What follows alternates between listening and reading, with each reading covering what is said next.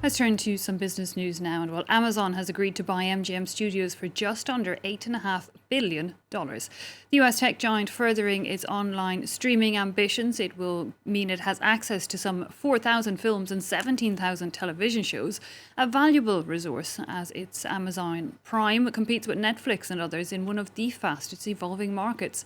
MGM, for its part, had been through a series of ownership changes and bankruptcy in recent years. Elisa Cavalry tells us more. Definitely a case of watch out old Hollywood. We are now into new Hollywood. In recent years, although famous for those James Bond films, as you had mentioned, the studio MGM has been operating at actually a diminished capacity. So it's actually surprising a lot of insiders that the buyout was so large at $8.4 billion. And just to put that in perspective, MGM has been on the market probably for a few months now. They've been trying to kind of figure out what to do with the last remnants of what was once the biggest studio in Hollywood. And it's actually 40% more. The $8.45 billion that Amazon paid is 40% more than other prospective buyers who are kind of looking into buying MGM, including Apple and Comcast. They did not think MGM was obviously worth that much. So this really does show where Hollywood is going away from traditional studios and more towards streaming with Netflix, Hulu, Apple TV, Warner Brothers now doing their own streaming, saying that this type of merger is a symbol of one Hollywood era ending and another beginning. Well, shares at Amazon did jump some 6% on the back of that news. Let's take a quick look now at how the main indexes across Asia are faring this Thursday. A bit of a mixed bag as things got underway. Let's bring up the latest figures. You can see they're pretty much the same. In fact, most of them now sliding under that flat line and into the red. The Nikkei in Tokyo down over half of 1 percentage point. The Shanghai Composite currently the only ones in the green, up 0.3%. France, Germany and the United States are hoping that a global rule on corporate tax is nigh. It would set the rate at a 15% minimum on companies, which is substantially higher than what is currently in place in countries like Ireland. So unsurprisingly, the current proposition is being met with some opposition.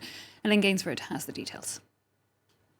After years of debates and disagreements, a framework on a minimum global tax rate could be within reach. With the US on board, French and German finance ministers say a deal is close.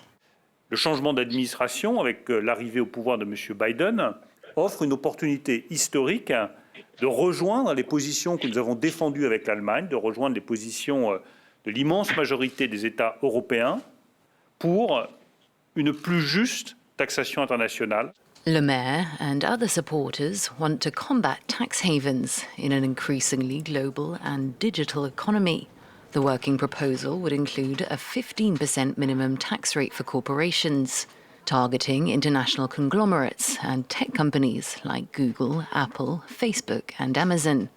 G7 finance ministers are set to meet in London in the beginning of June and could announce a breakthrough on the bones of the plan. Then, in early July, there's a broader gathering of G20 ministers, while the OECD continues to lead negotiations on a global level. So I'm quite optimistic that when we get this agreement in the OECD, when we get it in G7, G20, it will be also something that will be part of the European legislation. But not everyone is on board. Ireland, which currently has one of the lowest corporate tax rates in the world, has come out against the plan, although there's still a definite sense of forward momentum for a deal. Well, meanwhile, the French energy giant Total has suspended cash payments to a joint venture that it shares with Myanmar's army.